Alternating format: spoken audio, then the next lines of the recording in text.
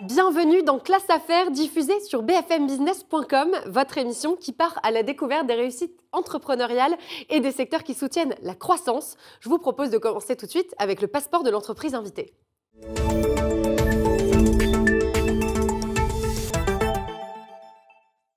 Et l'entreprise sur laquelle nous allons nous pencher aujourd'hui, c'est l'entreprise EZ. EZ est positionnée sur le marché très stratégique de la cybersécurité, un marché qui est en hausse constante, vous le savez. On estime en effet que les dépenses mondiales en matière de cybersécurité atteindront les 1000 milliards de dollars en 2021. Face à ce constat, les entreprises font le choix de s'entourer de partenaires stratégiques de confiance pour prendre ce problème à bras-le-corps. Et pour en parler, je vous propose d'accueillir notre invité du jour.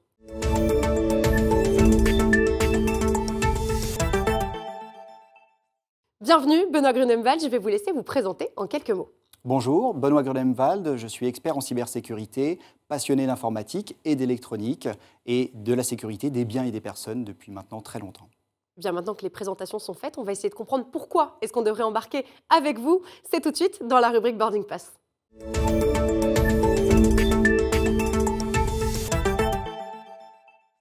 Alors, on dit souvent des données qu'elles sont l'or du 21e siècle. Quelle est votre position à ce sujet ?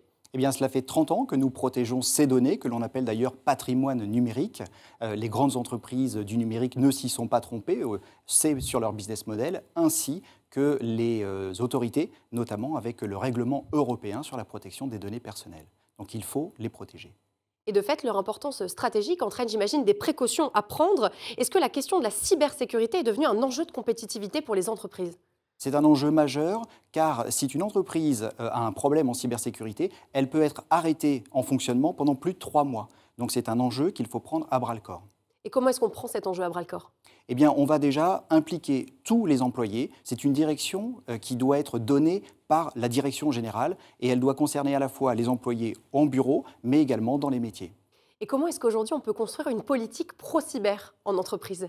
Eh bien, on accompagne nos clients, les clients qui souhaitent se tourner vers une politique cybersécurité avec un réseau de 4000 partenaires en France, ce qui leur permet de découvrir des solutions et des bonnes pratiques, une hygiène informatique. C'est important de se tourner vers des partenaires de confiance aujourd'hui pour construire peut-être une politique cyber ? Sans partenaires de confiance, on va avoir du mal à avoir une vue globale sur la cybersécurité qui nécessite de grandes compétences, notamment parce que les menaces évoluent au quotidien.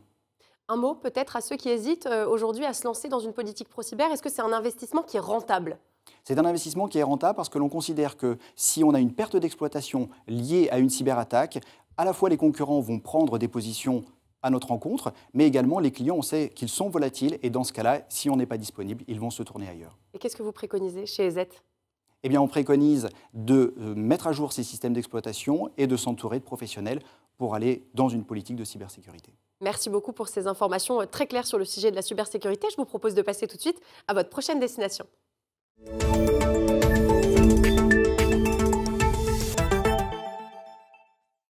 Alors, quels sont vos projets à venir ? Il me semble que vous avez notamment le projet d'un campus cyber en Slovaquie.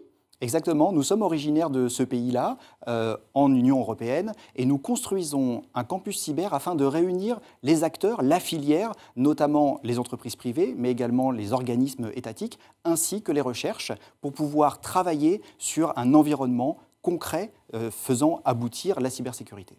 Alors, si je ne dis pas de bêtises, il y a également un campus cyber qui est en train de se mettre en place en France. Est-ce que vous espérez que des synergies vont se mettre en place ?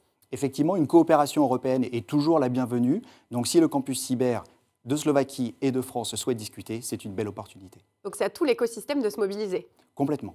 Merci beaucoup Benoît Grunemwald. Je rappelle que vous êtes le directeur associé de EZ, une entreprise spécialisée dans la distribution de logiciels de sécurité informatique et notamment dans la cybersécurité, on l'a bien compris. Merci beaucoup d'avoir accepté notre invitation. Merci. Quant à nous, on se retrouve très vite pour une nouvelle émission Classe Affaires, toujours diffusée sur bfmbusiness.com et à la découverte des entreprises qui soutiennent la croissance. Je vous dis à très bientôt.